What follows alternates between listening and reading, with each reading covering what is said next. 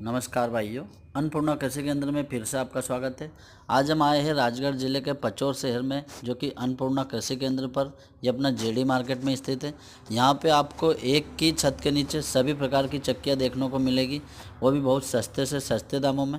देखिए आप अपने यहाँ पर बॉक्स पैकिंग में 1 HP, 1.5 HP, 2 HP, उसके बाद टेबल टॉप में 1 HP, 1.5 HP, 1.25 HP, 2 HP, जैसी आपको चक्की चाहिए वैसी मिलेगी। ये पल्वलाइजर अपने 2 HP, 3 HP, 5 HP, 7.5 HP। उसके बाद राजकोट मॉडल में अपनी पार्ट वाली चक्की है 12 इंची, 14, 16, जैसी आपको चाहिए वैसी मिल जाएगी। राजस्थान मॉडल में भी मिल जाएगी। ये आप देखिए एक से बढ़कर एक चक्की है अपने पास, वो भी बहुत सस्ते से सस्ते दामों में।